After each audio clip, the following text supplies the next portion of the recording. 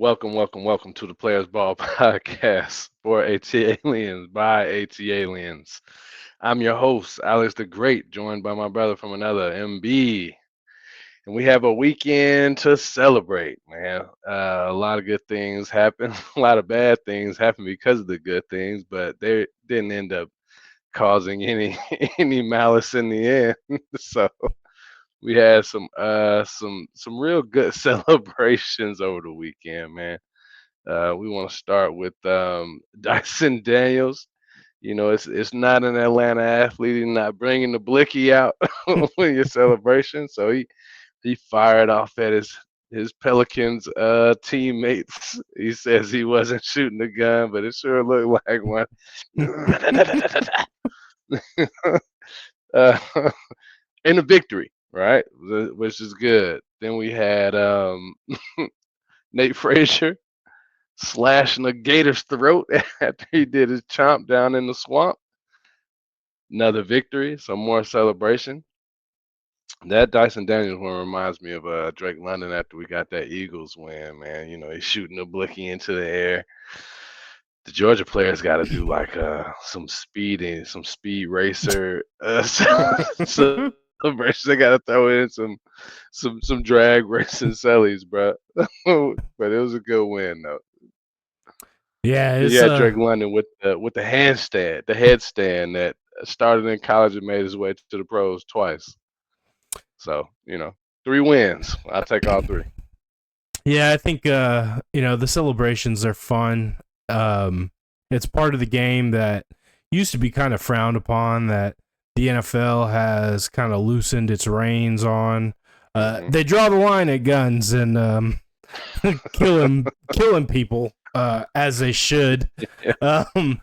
But it is an entertainment, and they sure are entertaining, especially the creative ones.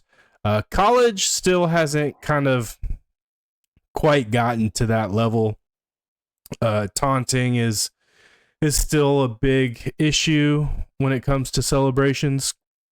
Completely up to the discretion of the officials. Nate Frazier was flagged for taunting in his gator chomp and execution. Many people debate. People eat gator every day, B. Go to Papa Do's, man. That's not murder. He's preparing lunch.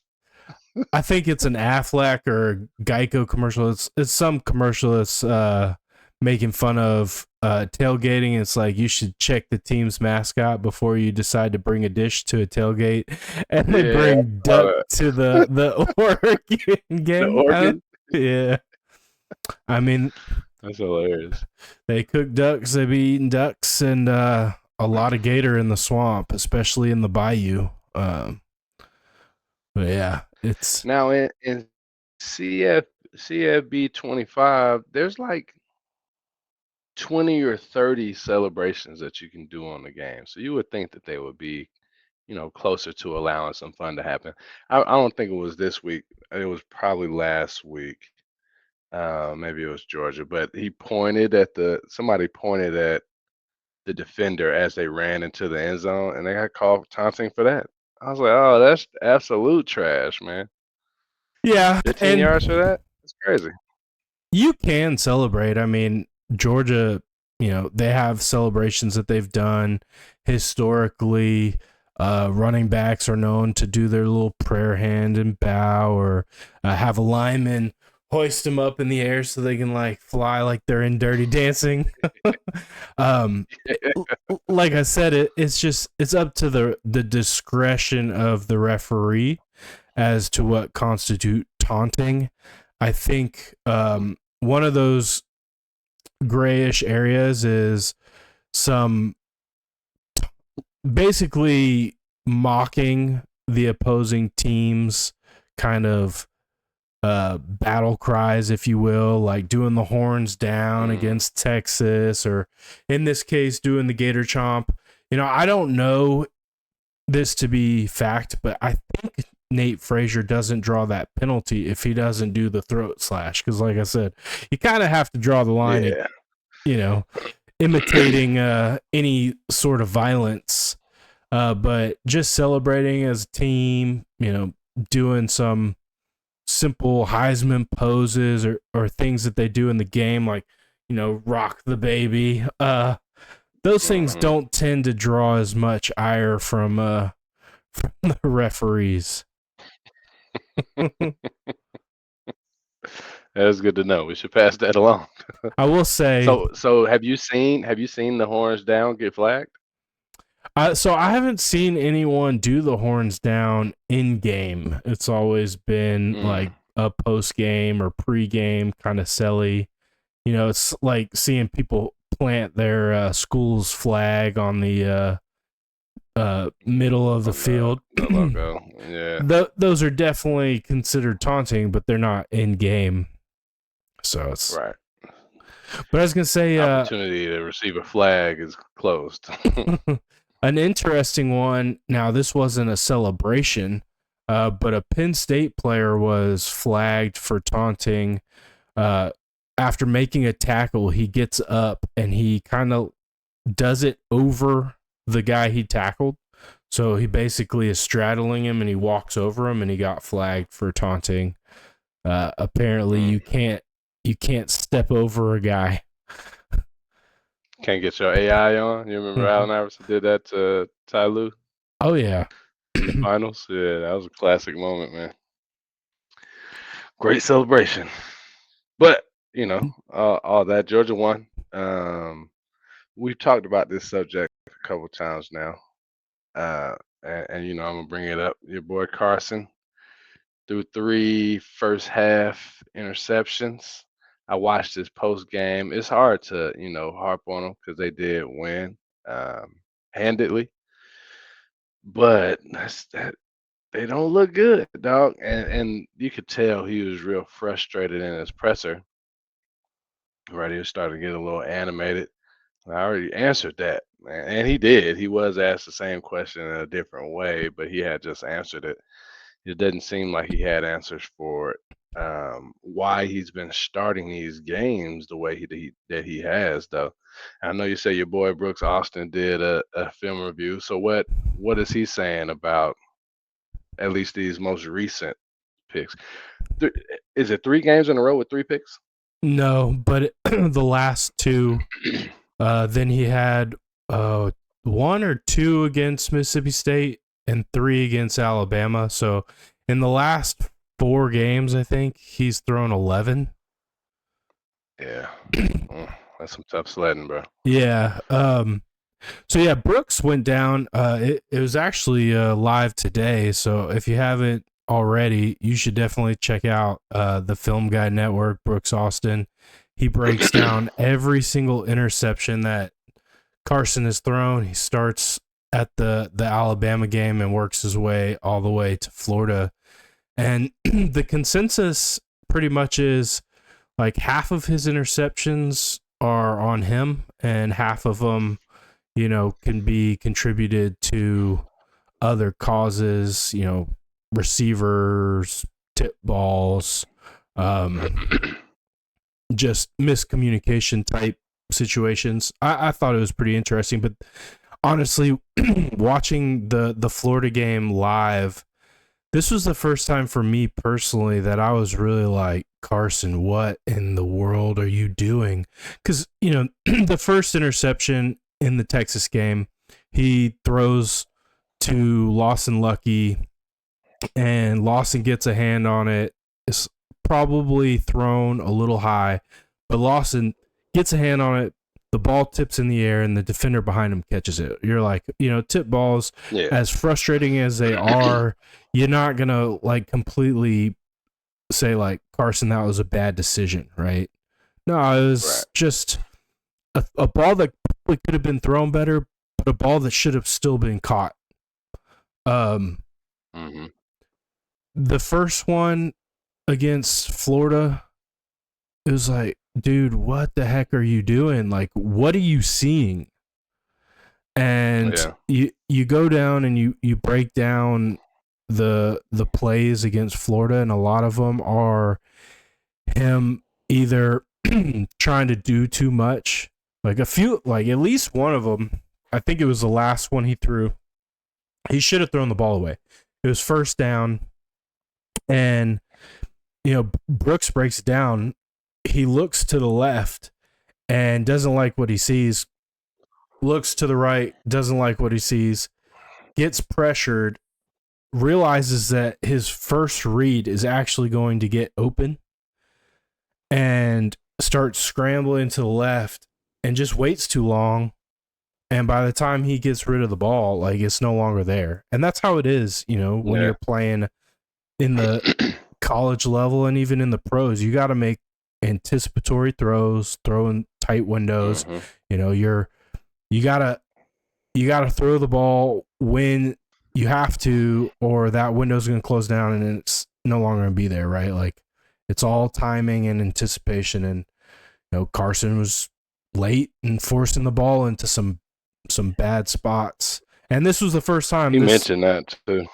This was the first game, like I said, where like every single one of them, I'm like, dude, that's on you. Like, no excuses. Yeah. That's on you. And it really frustrated me. It wasn't an interception, but it was a play late in the game.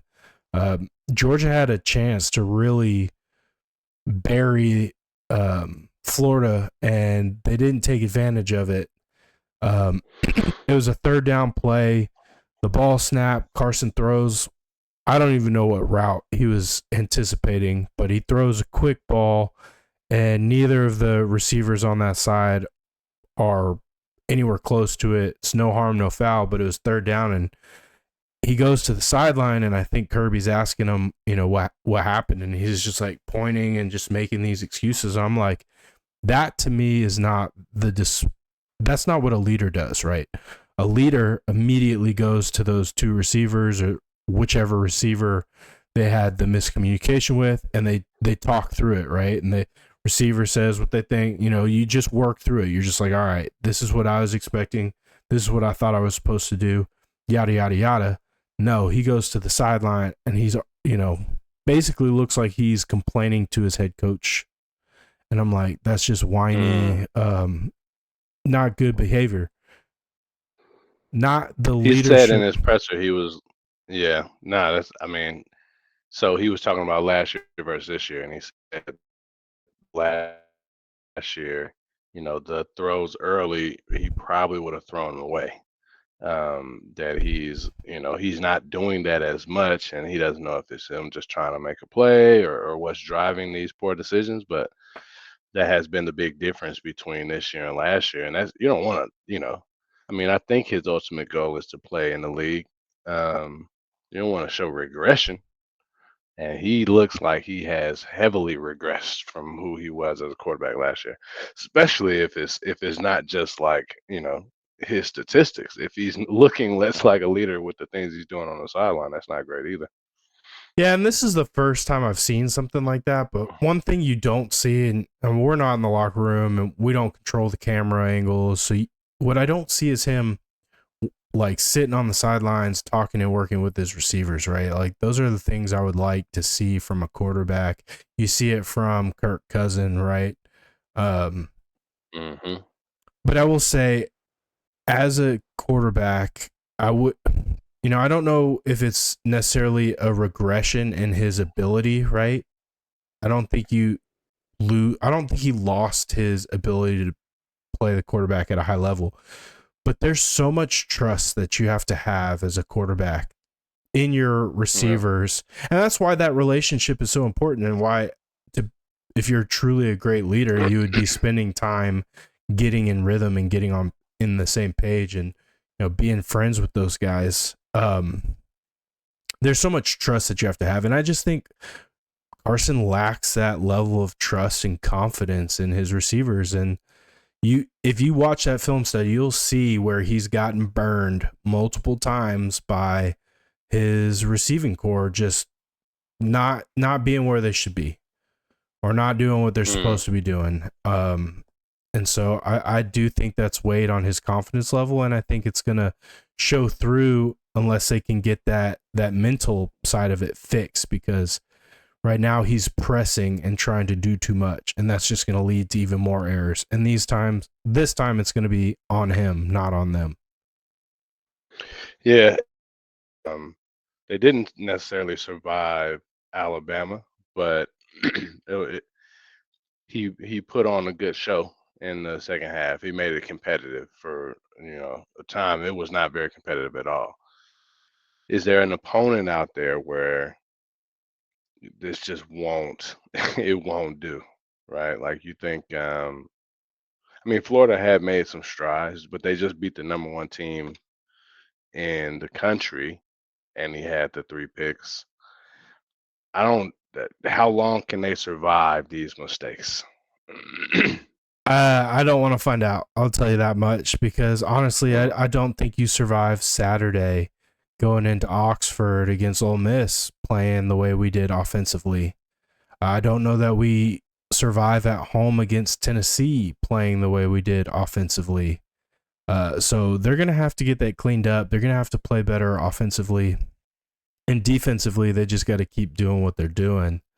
You could tell early in that game Saturday against Florida that they really missed Jonel Aguero and Dan Jackson, the two players that were suspended for the targeting in the Texas game. Previous game. Yeah. But the defense, they're gonna have to carry this team by and large, right? We need to have some solid play from the offense, and if they have a spectacular game, like whoever's in front of Georgia's just not going to want to be there, because if they put a complete game together, it's going to be an absolute mauling. But yeah, they haven't done that all season. That's what a lot of the prognosticators on 929 and even ESPN have said, right? So if they ever figure out how to put all phases of the game together, there's no one in the country that can come close to beating them. Absolutely, and we'll see. I mean, they've got a tough task to go into Oxford this weekend against a Ole Miss team that's, they're good defensive line, offense has weapons. They got Lane Kiffin, who's kind of a offensive wizard. At least that's what he's known as.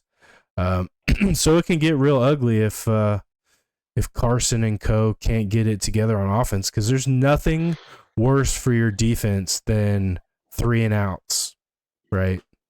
Yep. Or giving up good field position.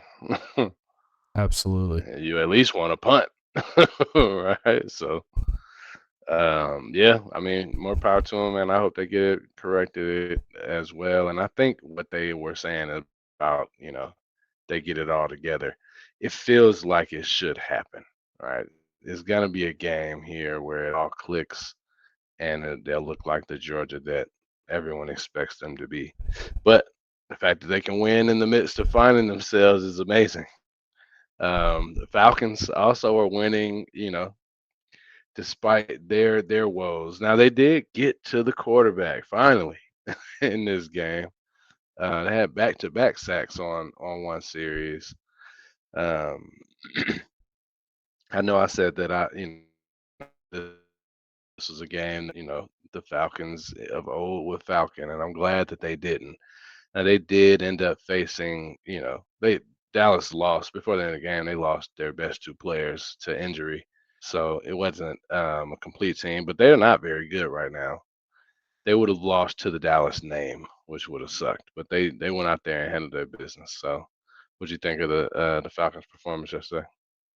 Yeah, all in all, at the end of the day, you got to beat the teams you're supposed to beat, and that's what we did. I do think the score wasn't quite indicative of how lopsided the game really felt. It felt a lot more in favor of the Falcons than a single possession game, right? Yeah. But as you mentioned, Dallas is down bad. They are not having the year that I think they expected to have, especially not after the last couple seasons with Dan Quinn running the defense and Dak Prescott having, good years. But hey, And them bags they handed out, man. CD and Dak got Brinks trucks. yeah, I will say, we got to the quarterback a couple times, right?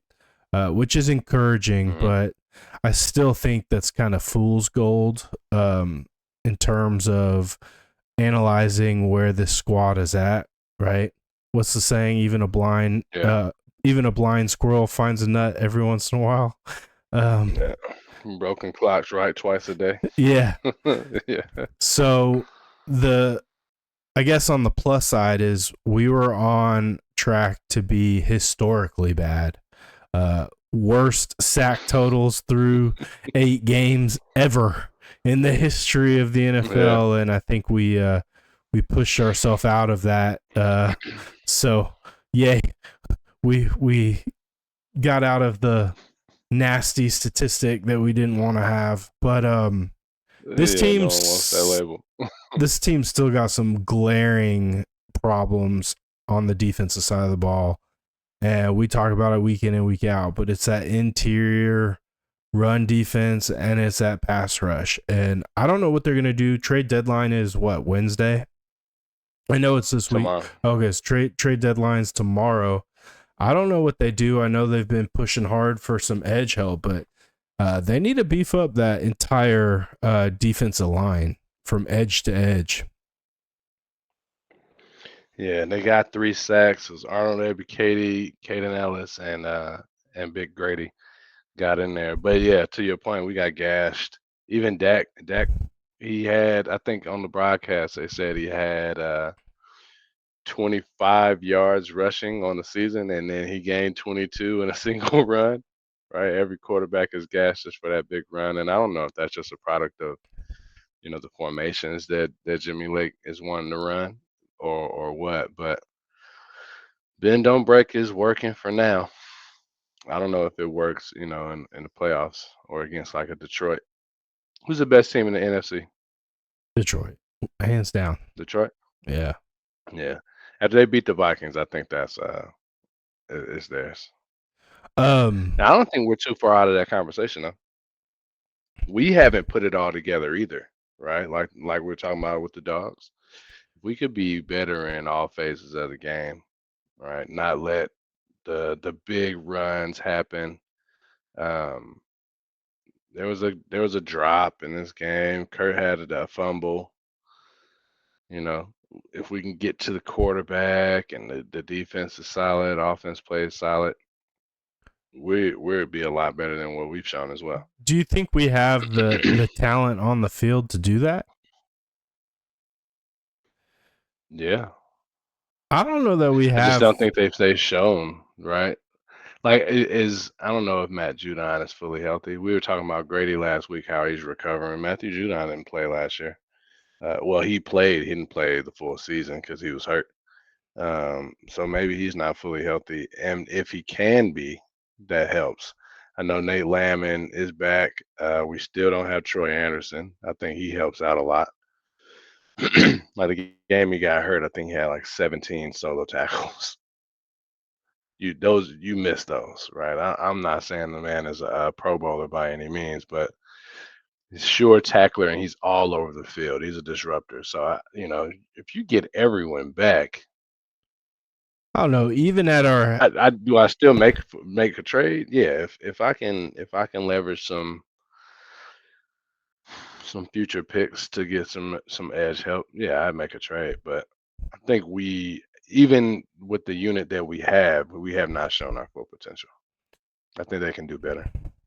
I think that's true in terms of we haven't seen the full potential of the unit that we have, but I think the ceiling for this is pretty low.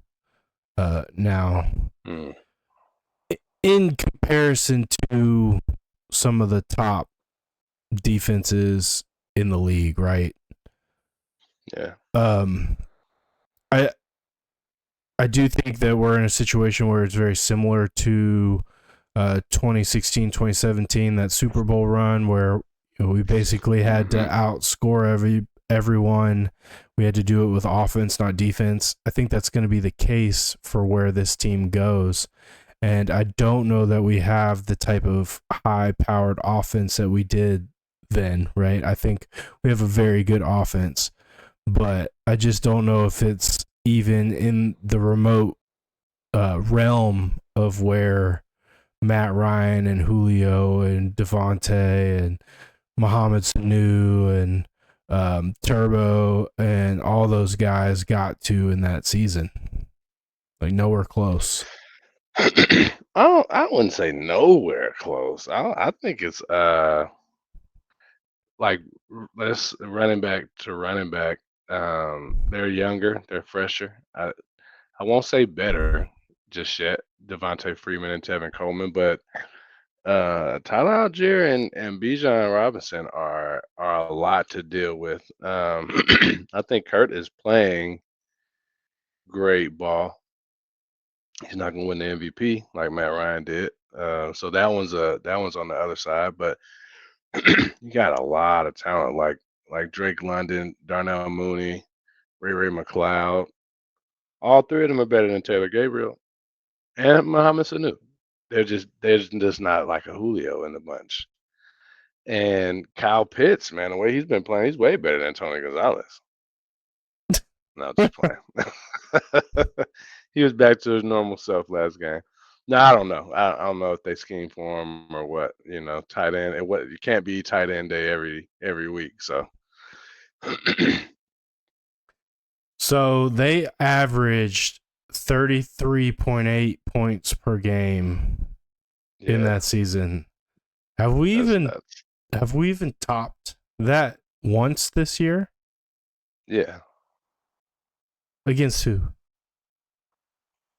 The first Tampa Bay game? Bucks. Yeah. Yeah, but that's it. We've topped it one time. I'll look it up because I think we've topped 33 before. More than that. Twice against Carolina and Tampa. So we did it in back-to-back weeks. But our scoring line has been 10, 22, 17, 26, 36, 38, 14, 31, and 27. So, we are still a good bit off of that 33.8. Now, there's a lot of I Yeah, mean, no, we are. we're still halfway. We still have half the season to go. So, they could catch fire and by the end of the year, they could surpass that mark. I don't see it. I do think Probably not. Yeah, I'll give you that. we have a great offense, but I don't know. It just doesn't seem to be as electrifying as that 2016 team. And we're third in passing yards, fifth in touchdowns, passing. Wish they just had like general team stats. Yeah, I will Oh, say, here's scoring. um, I I don't get it when it comes to our running backs. We have two great running backs, but we never see them bust the long run. Like, why is that? Why do you think we can't break it? I think they plan for it, right? Because they can get through that first and second level. I think they have an extra man generally sitting back there waiting to make a shoestring tackle. Like maybe instead of playing a 4-3, they're playing a 3-4 type situation. They put an extra man in that second level so that they can't, it's a lot more to run through once you're through the line. Like Bijan has had a bunch where I felt like he was right there. He was one player away. That last little player came in there and stopped him. He had some great runs, like 9, 10. He was busting those out. But yeah, I haven't seen the one to the crib for 50 yet. That was Tevin Coleman's thing, boy. He used to take it to the crib That is from 40, 50 yards out. Pico Raw. That is that team. Um, going back to Michael the Burner, he would do that. I mean, Yeah. even Devontae Freeman would do that. Just Now I think he has it in him. He actually has done it twice this year, but they ended up getting called for holding. Like some real good ones. And one of the holding was ticky tack. I think that was in the Seahawks game, and that kind of was a real momentum killer. oh yeah, penalties. I thought you were at the game. I almost messaged you because, my favorite offensive lineman was at it again. We had a great play, and of course, it got called back because number 70 couldn't block without holding. You love Jake so much, man. Man, he makes me so mad. I'm telling you, if they throw a flag on the offensive line for holding, 7 out of 10 times it's number 70. Hmm. Yeah, that's not great. It's not great to be known for that. What the heck was that? It's like being who was it? What was his first name? Alfred, who would automatic PI. Robert, thank you. If the ball was thrown his way, it didn't matter what he did. It was automatically a flag because he had that reputation. Unless he was taking it back to the crib because he housed a bunch of picks. He housed one off TB12 in the Super Bowl. Yes, he did. Yeah, he did. That was a heck of a play. Now he did have a knack for getting some yellow on the field, getting some laundry thrown at him. Yeah. That defense, would you say that defense is better? Yeah, definitely, right? That was Vic Beasley with his 15 or so sacks. Yeah, I mean, that was Dwight Freeney on the other side. Yeah. Like rookie Grady. You had Keanu O'Neal playing lights out. You had Debo in the middle, holding down the middle linebacker position. Desmond Trufant and Robert Alford on the outsides. I feel like we're missing one of the safeties that was pretty good. Jalen Collins, who ended up. Nah. He ended up, quickly out of the league. With it was multiple PED suspensions that got him. Yeah. But he was balling. I mean, Rico. Oh, yeah. Rico's name? Ricardo Allen. Yeah. Ricardo Allen. Yeah. Yeah. I mean, it was a solid defense, but middle of the road, right? As far as the rest of the league. Devondre Campbell was on that squad. Yeah, Devondre Campbell. He's still playing good ball. Oh, yeah. No, that team, the defense was definitely underrated, but they were performing. They got better and better as the season went on. I mean, they were just young, right? But they were fast and physical. That's what DQ used to preach. That's what he was looking for, fast and physical. Fast and physical. Fast and physical. Fast and physical. He used to say that all the time. Yeah. Bet you he still says it. It's just a different locker room. I mean, he's doing his thing in Washington, man. Yeah, he is. They look good. So props to DQ, making another run. I didn't know Bobby Wagner was up there. Did you know that? Mm-mm. That's a reunion. He wasn't on the Legion of Boom, but he's on that team.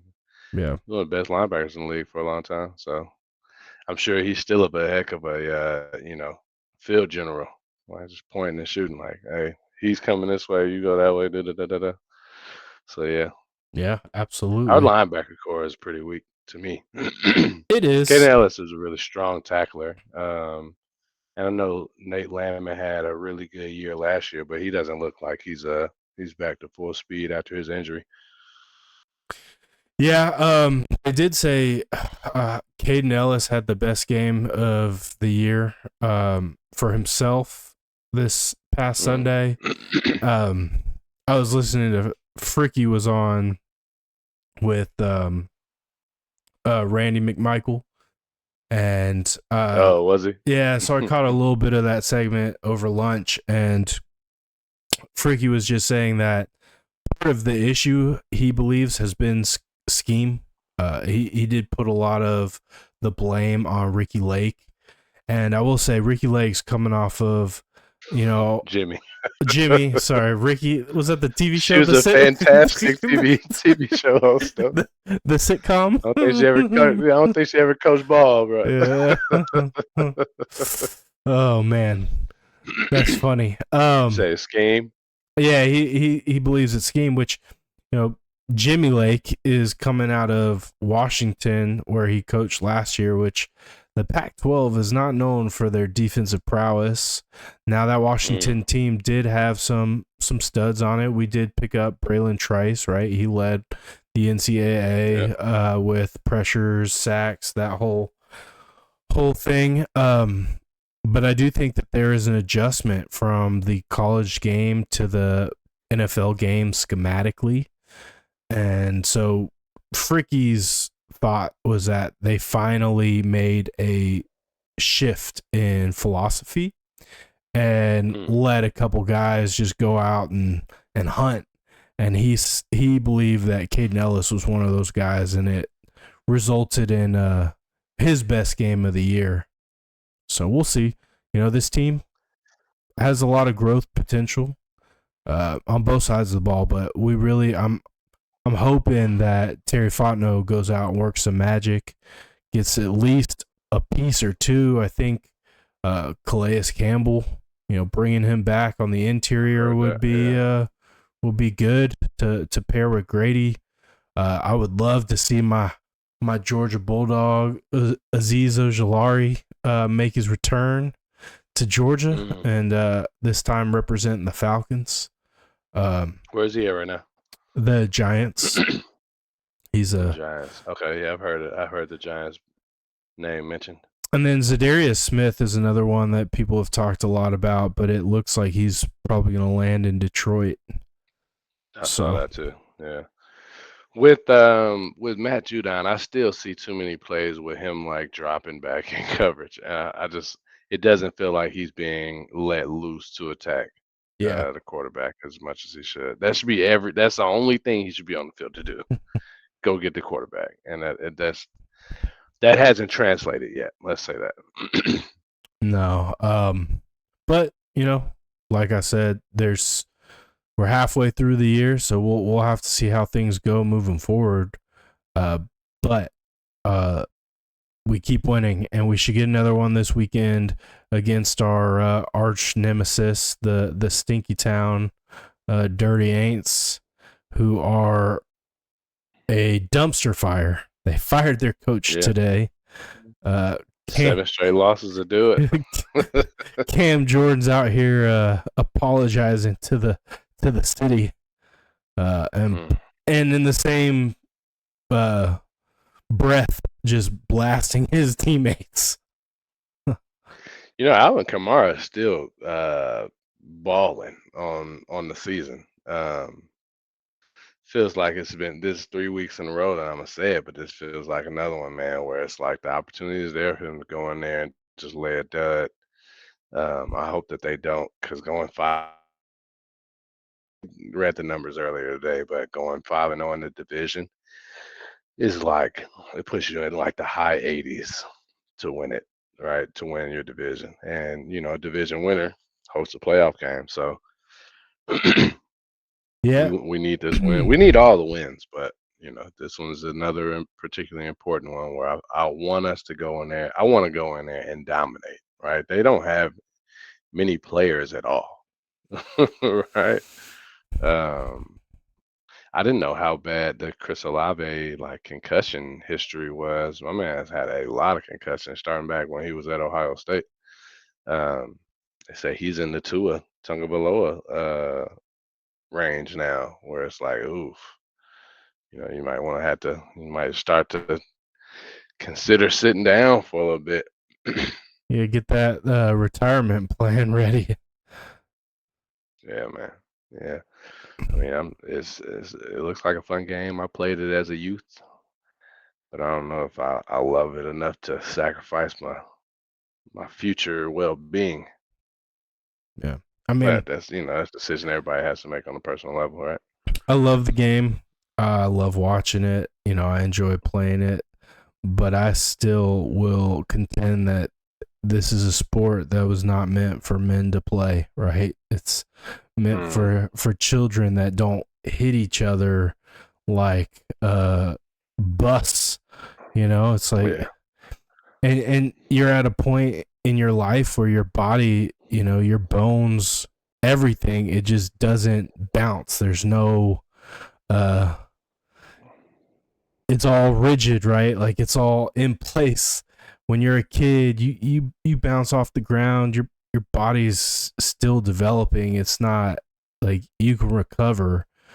You don't recover like that as a grown man. So it is definitely a sport that is, in my opinion, more geared towards playing when you're younger. Not the head injuries per se, but just the Yeah. pure physics of it lends itself to playing when you're younger versus older. I think it's a young man's game. I think it's a little older than that. Just because, when I get what you're saying with the physics, right? That bodies that are 200 pounds aren't meant to be flying around and running into each other, right? But you're at your peak physical condition, what, like 20, let's call it 23 to 28. That's when you want to be out there doing your thing, man, because that's when you're your fastest, your strongest, your quickest. Your mental is even, not peaking. You can still continue to grow smarter in anything that you're doing. Your body during that time, man, is like I'll run through a wall you and still, be okay. you don't recover. You run through that wall, and the next day you wake up and you feel like you ran through that wall. You know, Bijan he was on with Dan Patrick, and he said he's like, I'm sore, I'm just a little sore. And Dan Patrick's like, yeah, what, like where, how, how does it feel after a football game? He's like, well, I try to take care of my body. One of the reasons why, I'm so aggressive with breaking tackles and and making people miss is because I feel less sore when the next day. Right, if everybody's whiffing on me, that's a couple of licks that I don't have to worry about, or a bruise that I don't have to worry about the next day. I thought that was good. He also asked him who was the best team in the NFC, and he said us. mm. Oh, you gotta So I believe. love his answer. Yeah. Yeah, you gotta have that self belief. hmm So, heck yeah. All right. So that was a lot of football, a lot of celebrating, man. So we had two big wins in football. There's more to celebrate though, because the Braves announced, the league, the MLB started to announce award season. And Chris Sale, first time in his career, came out with a Golden Glove, man, or Gold Glove, not Golden Glove. I always called it that. Now they haven't announced Cy Young yet, right?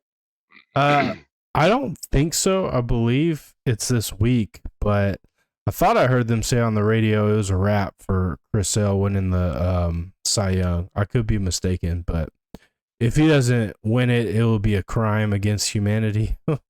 um, Yeah, he had a crazy season. then No, they haven't announced it yet. they announced the finalists for the Silver Sluggers. Marcelo Zuna was named Silver Slugger finalists. So those were the only two Braves awards that I had heard about. But they did, the Dodgers ended up pulling it off last week. We talked a little bit about it because that game was going on while we were doing the pod. But the next day, since then, the league has been moving with off-season transactions, free agency. The Braves went out and, I think it was the next day that they traded Jorge Soler to the Angels Yeah. for a pitching prospect and to dump the salary because it was a big one and he really didn't fit. Like there wasn't a place for him on this roster. Right. He really is a DH, and clearly we have one in Marcelo Zuna. Then today they announced what we already knew, that the team was picking up the option for Ozuna, so he'll be back next year. They did a surprising move and declined Little D Travis d'Arnaud's club option, which I thought was kind of interesting, making him a free agent. I don't know if they have plans to re-sign him or try to re-sign him, but we'll have to wait and see what their plans I are. read an article on that one. It was saying that so he's 30, I think he's turning 37. He was set to make $8 million.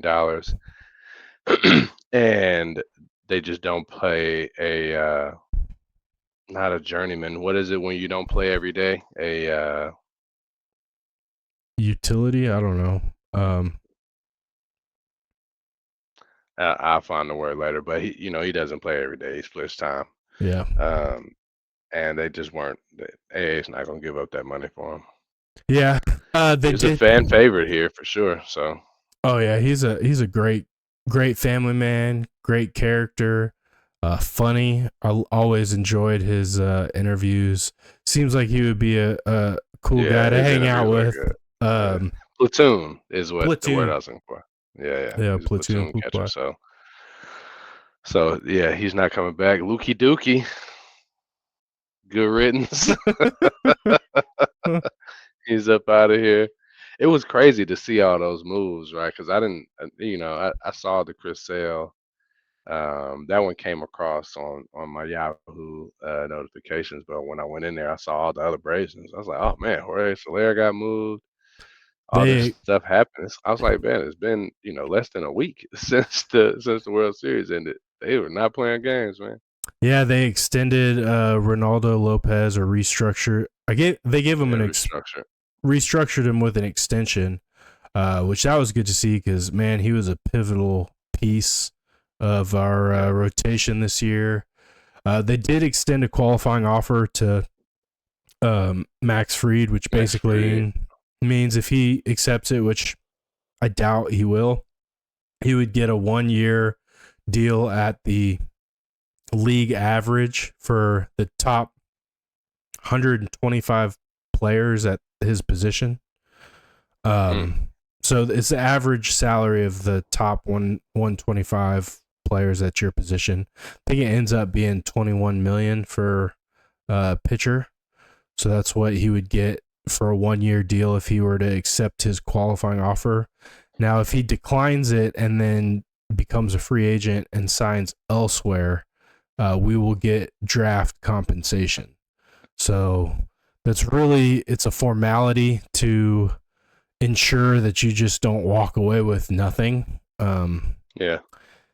I think there was 18 um, eligible players that were given qualifying offers. Juan Soto was one of them. He's obviously expected to decline his as well and become a free agent. But yeah, so a lot, in a very short period of time going on. It will be interesting to see what AA decides to do the rest of the offseason.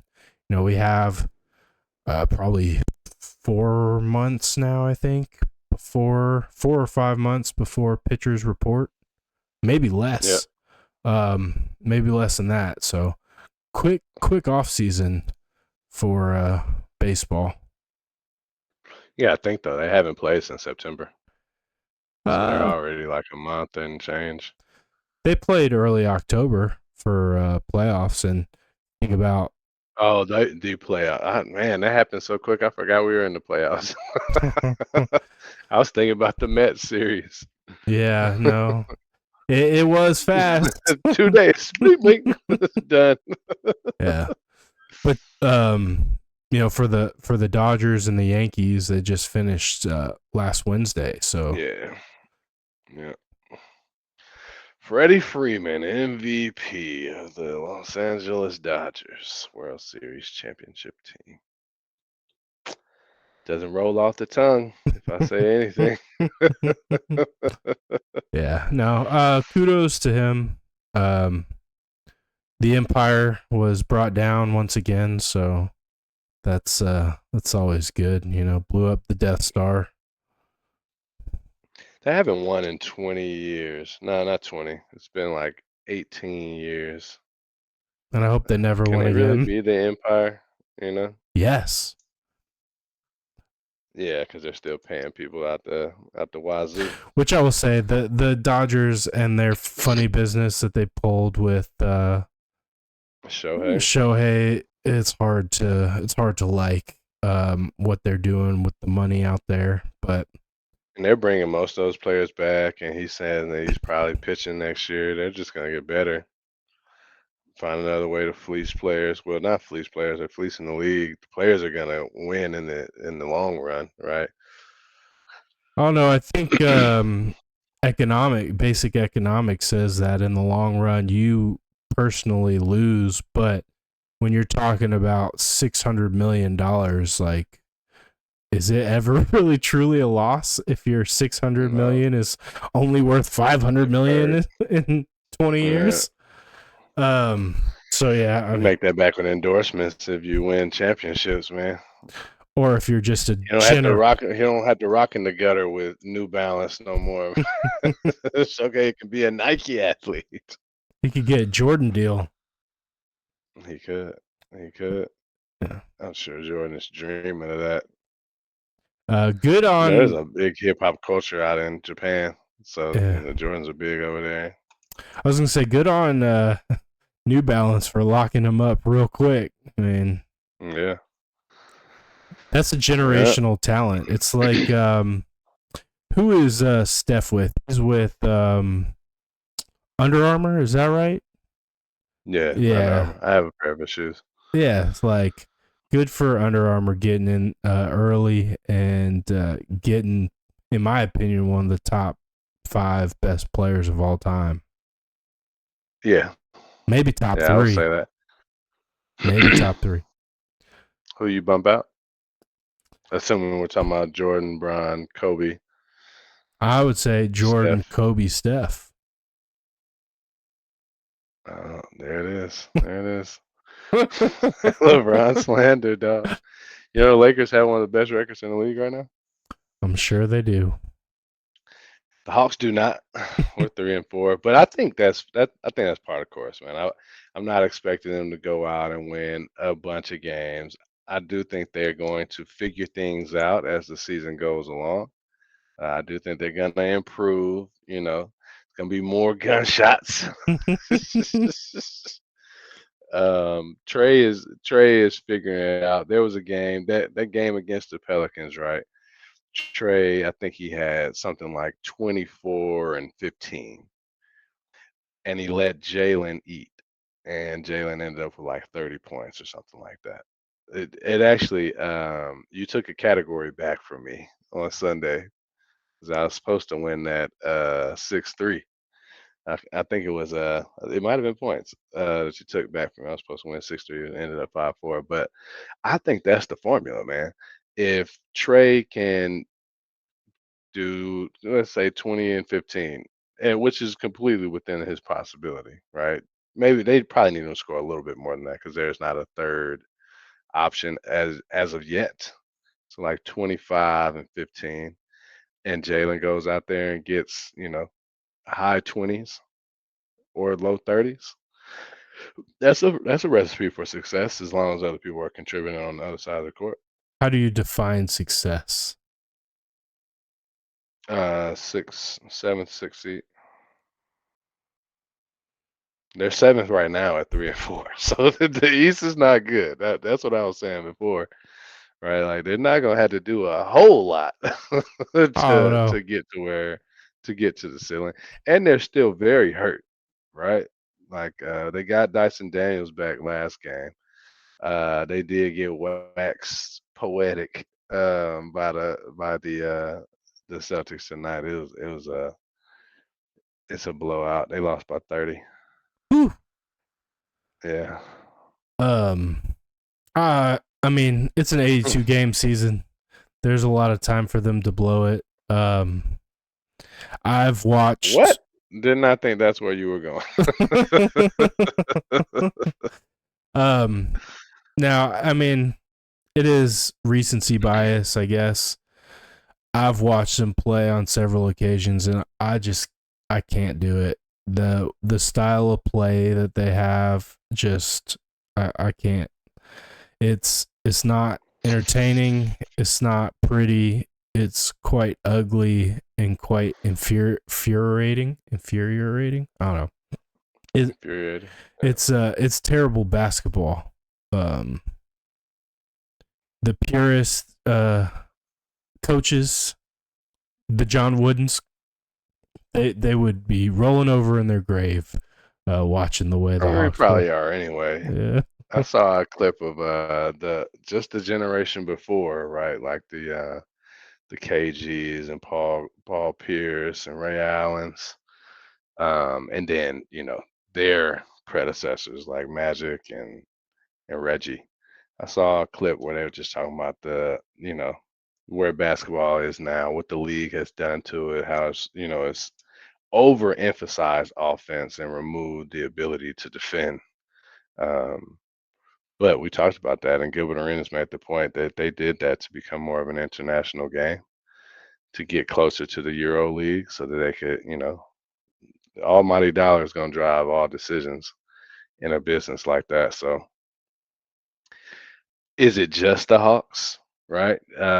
Or is it everybody that now plays a unlikable, in your opinion, unlikable or unwatchable brand of basketball?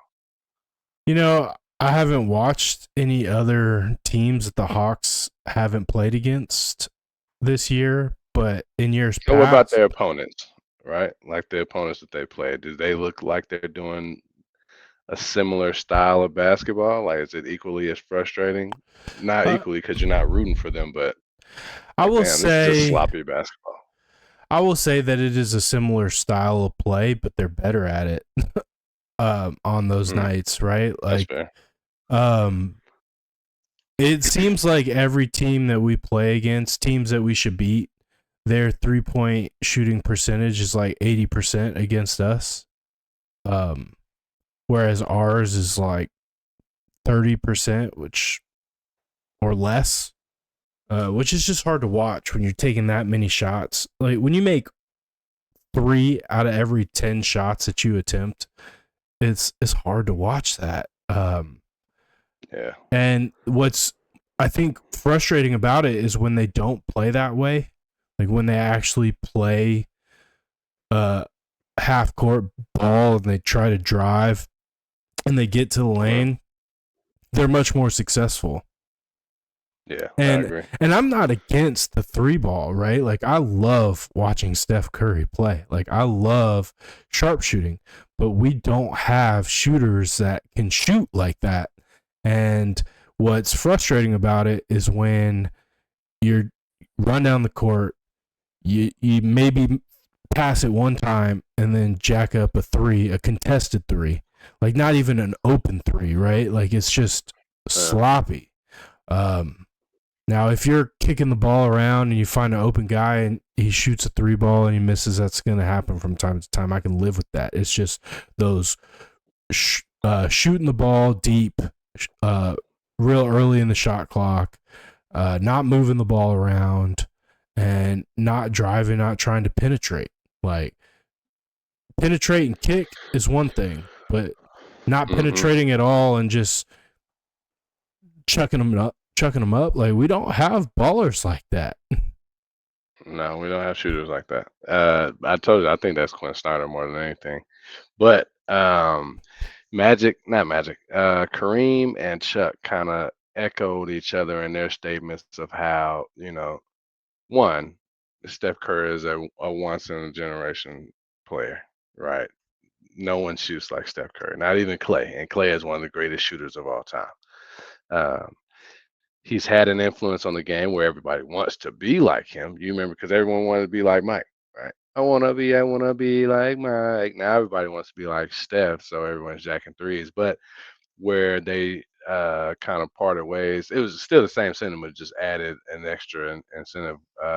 Was Chuck was like, like players with Embiid, he's unstoppable in the paint. There's no reason for him to be outside taking threes. You have all these big men taking threes. He did it saying it that way. Kareem was talking about, or maybe I flipped it, but someone was talking about Dirk. Like, no, Dirk was a once in a generational player too, but he also would get in the paint, play with his back to the basket, right? Play physical. It wasn't just threes. There was a lot of ball movement with those Dallas teams that opened up the 3 ball for him. um, Everybody's not Dirk. Everybody's definitely not Steph. So, it shouldn't be as many threes that are being fired right now. I think Jason Tatum shot like 19 threes the other game. Sad news. Trey Young did get hurt. That did not help the blowout. He got hurt in the first half and did not return. Rib injury. Ooh, Big blow to my fantasy team. Man, that can, I, sucks. I gotta pick somebody up, man. can I play you this week? Yeah, I'm playing Leroy. Yeah. It's gonna be hard without Trey, man. He is the engine that makes my team go.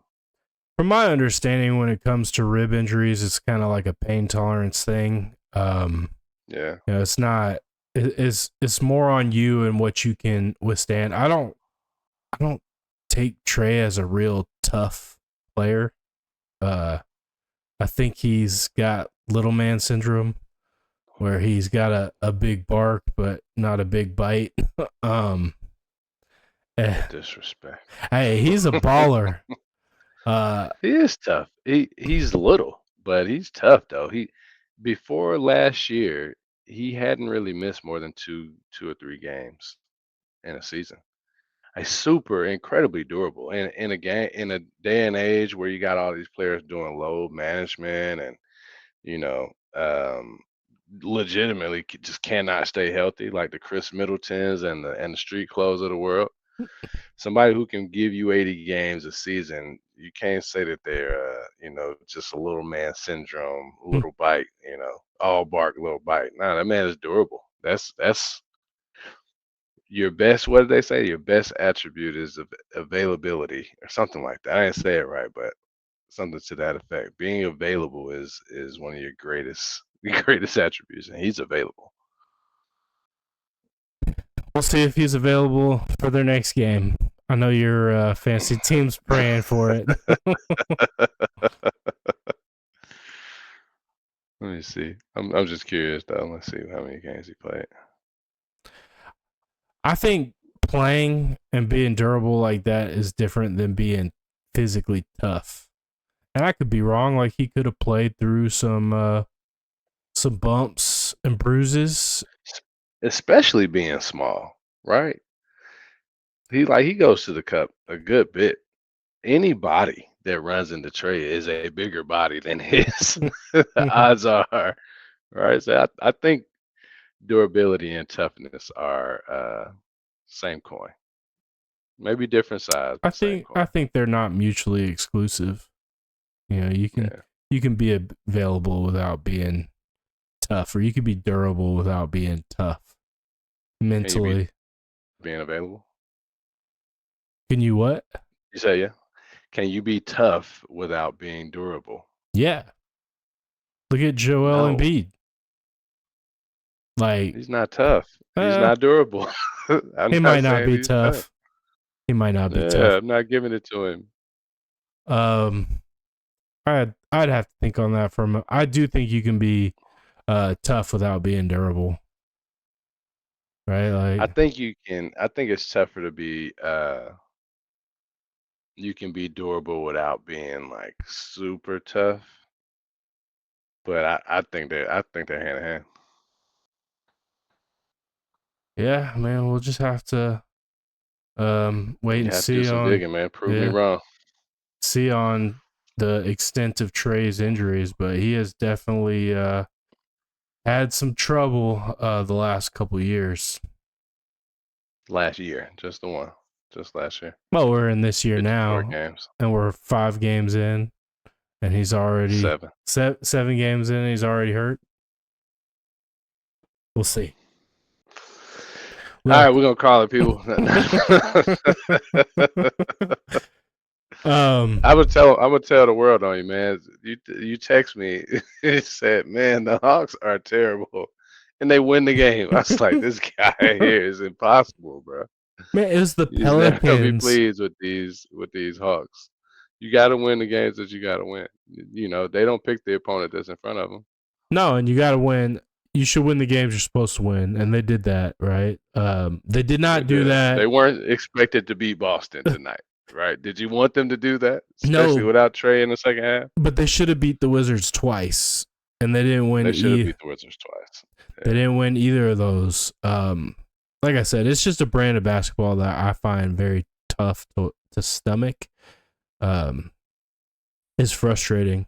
And I saw an article today, and I have to say I kind of agree with the author that we're still kind of feeling the pain of that Murray trade when we went out and we leveraged our entire future, gave up Gallo and 3 first round picks starting next year.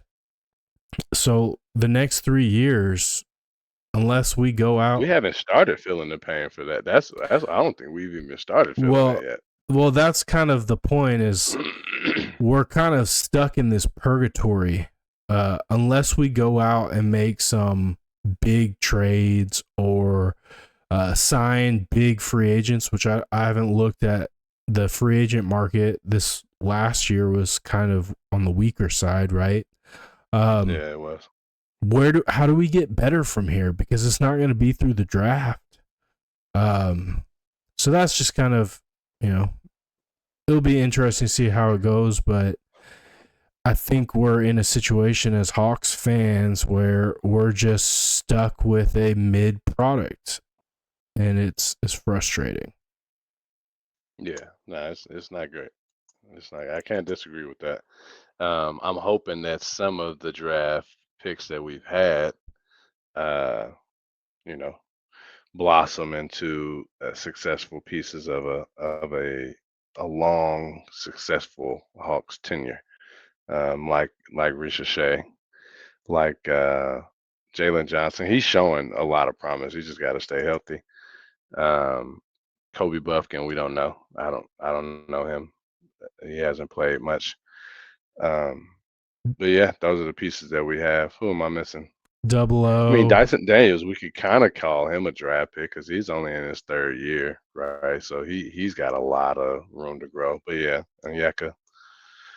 So I mean, we'll see what they turn into. You still have. We're definitely got it. We have to be competent enough for a star to want to come here. Right now, that's probably not the case. DeAndre Hunter, he's still in that category. Kinda. He's a little older though. That's like saying Trey, right? I think he was 2 years after Trey. Yeah. But yeah, man, we'll see what they do. It was a crazy weekend if you look at it from, the sum of all the parts. You had Georgia getting the W, you had the Hawks getting the W, you had the Falcons getting the W. I believe you had some other local college teams putting up victories, and then Saturday night, Atlanta United gets the victory against the Inter Miami. I don't know what their mascot is, but they should just be the Messies, the Inter Miami Messies. But yeah, huge weekend. All of our respected teams got victories, which is rare for the city. It's usually, the fan base calling for one team to sacrifice itself for another. We know you're all not gonna win. Somebody has to lose. Let it not be United this weekend, right? Right, literally everyone won. So yeah, big win. They went down early. They were able to level it up, and with a Derek Williams header to level it, and then in the 94th minute or something like that in stoppage time, Zandy Silva gets the game winner to extend the series. So now we head down to Miami this weekend to try and stun the world. What a stun it would be, man. I'm excited for that. I might actually pay for an Apple TV subscription so I can watch it, or go to a bar that'll have it on, right? Like there's a lot of United bars in Decatur. Yeah. So I'm gonna have to go to a bar and check it out. It'll be worth it to see it live, because as you know, I've only watched highlights, post game. Did you listen to it again on 929 again? I did not. I followed it on Bleacher Report and Yahoo Sports, just like the play-by-play. I forget what was going on Saturday night. I think I was watching some college football. Was watching the Texas A&M South Carolina game. There was another one I was watching at the same time. Either way, I was not listening on Saturday, but I'll have to either find somewhere to watch it like you, or tune in to 92.9 The Game or the Odyssey app to catch it. I love hearing Mike Conti's calls. He's great Yeah. play-by-play. But I will not be forking out any money for Apple TV and the MLS season pass on top of that. Yeah, I'm sure that was that a multi-year deal? It has to Yeah. be one and done. No, It is this is year 2 of that. Apple TV deal. Yeah, I mean, it's just $10. For Apple TV. Apple TV subscribers get it for free. What? The MLS package? Yeah. Hmm. Are you an Apple TV subscriber? No. But I'm pretty sure maybe it's this time of year. 10-year deal with Apple. Oh God. Yeah. Started its exclusive 10-year deal with Apple helps it avoid fragmented viewership landscape. Wow. But I'm And that's an article from this year. pretty sure the MLS season pass is like $100 a year. Hmm. Yeah, I don't know. I can't support Apple in general, so Maybe it's discounted now, right? It says the season plan is now just $9.99, since I guess most of the teams are out of it. yeah, since you're just catching the playoffs. But yeah, good for Yeah, United. $10 to watch it, man. But yeah, Atlanta United. The big question, and we can end on this. I don't know if you have a opinion on it or not, but uh, interim head coach Valentine, has he solidified himself as the top candidate for the full-time job? Mm, as a candidate, sure, not the top candidate. No, I mean, you should always do yourself the favor of seeing what's out there. You can't just take recency bias and say that that someone else might not have had that same turn. Firing your head coach and your GM, maybe the players are just tired of those guys, and that was the inspiration they needed to play better. It could be him, um, but no, I think you got to do some interviewing. Bring some other candidates in and see if he's the guy for the job. So this is the second time Rob Valentine has stepped in as interim head coach for United. Mhm. Does that change your opinion at all? Yes, a little bit. So I'll tell you this. It changes it because of what Coach Ra has done for my Falcons. I was Right? waiting for it. Get that guy, maybe give Rob Valentino a shot. Uh, if that is the situation, which I completely believe you, yeah, it's working one way. Why won't it work another? So the counter argument, and I don't know how I feel about this personally, but I'll tell you the counter arguments that I've seen. Rob Valentino does not have, or Valentine, I don't know how his last name ends. Um, You know, so um, he doesn't have the name recognition that some other coaches do, and the whole argument is, designated players. If you're trying to attract talent from all over the mhm. world, what does he offer as a head coach with pretty much no, track record of developing players and a team outside of a couple interim stints. Now, I'm sure he's developed players, but it's getting recognized for that development, like the Tata Martino and other big Yeah, name head coaches that, Messi and um uh oh, why can't I remember? I want to talking call about for In Miami? No, I want to call him Pedro Martinez, but that's not Pedro. Joseph. I don't know why. Joseph Yeah, so like Martinez. players like that who were familiar with Tata on an international level, right? So Mm-hmm. the fear is you hire a guy like Rob, and it'll be harder to attract those players. Now that could be a completely false fear, right?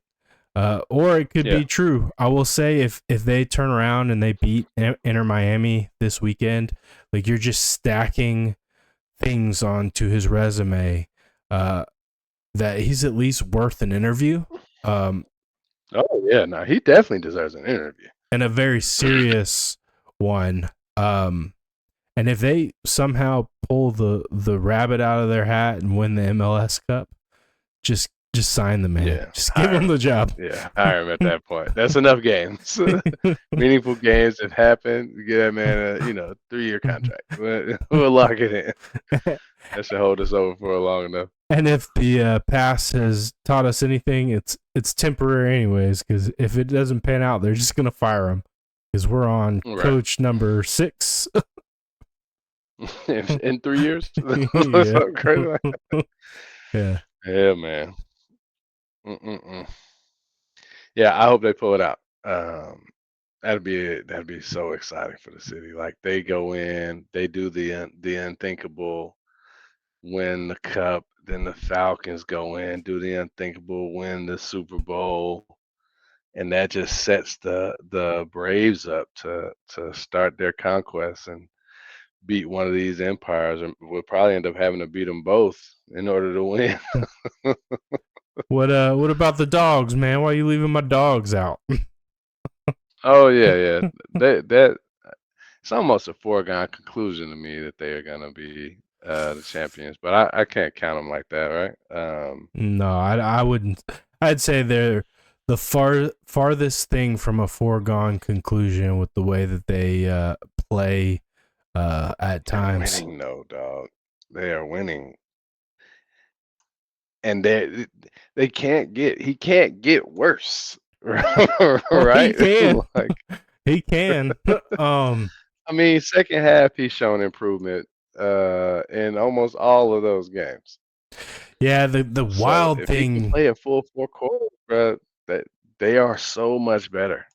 The wild thing to me, and Kurt Herbstreit alluded to it on the broadcast. He was like, I think he was posed the question, like, why can this team do what they did in Austin and then turn around and struggle with a team like Florida? And he said he thinks this team needs to be the underdog, needs to have the doubters to get real fired up. And I don't think he's 100% right. I do think that this team does thrive in those circumstances, but I think it's more so in games when the pressure is on, they know how to turn it up another level, right? They had a very important drive against Texas where Texas had stolen all the momentum. The offense looked stagnant. Most of our scoring drives, we started with like insanely good field position, and Carson Beck takes the ball and drives us 30 yards, has to complete a 3rd and long on that drive to extend it, but ends up driving the ball 70 plus yards for a touchdown to just kind of take the air out of the stadium. Florida, they're down going into the second half. We come out at halftime, score 14 unanswered, and then we let Florida crawl back in and tie it late. And what do? We take the ball and we drive it down the field and score. And then on the ensuing possession, we get a takeaway. And it's like the team just kicks it up a gear in those high pressure must-have situations where they don't really have that coming out the gate. And I don't know what you do. Like, I don't know how you artificially simulate that so that you just come out hot, right? That's a secret sauce. They can figure that out. But yeah, I don't think it's a foregone conclusion by any means. But if we could see a triple crown, a Georgia Natty, MLS Cup, and a Falcon Super Bowl in the same year, like, all right, Greatest year of football in the state of in any state of all time. Yeah, up there That'd be nuts. with the likes of Boston and all those championships they're used to getting in like hockey and football.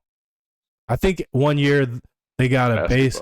I think they got it last year, but I think in one year they got the Super Bowl, they got the Stanley Cup and the World Series in a single year. Yeah, and that would go down. That happens at Atlanta. We'll just quit sports. All right, we did it. It's over. We don't need to do anything else. Yeah, I think wrap it up. I think it would have to be Braves, Falcons, United. The Hawks are never going to win, I fear.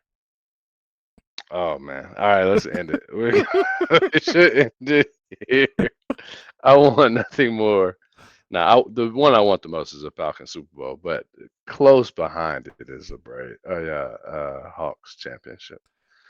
That would be amazing. It's a basketball city, man. Trey said it, so I'm signing on that. I want it, but there's they just haven't given me that sense of belief, man. That's it. Tony Wrestler's not gonna be around forever. You know, eventually he'll sell, but maybe we can even win with him, man. I believe in you, Landry. Don't let Maddie tell you you're not doing a good job. I don't know the plan, but I think you have one. So with that, we will wrap. Yeah, appreciate all y'all listening. Like, subscribe, hit that notification bell, man. Giving us support is free, so please give the boys some love. Hit that thumbs up, hit that subscribe, and we appreciate all those that listen regularly. Much love to all you. Peace out. Peace. Go United.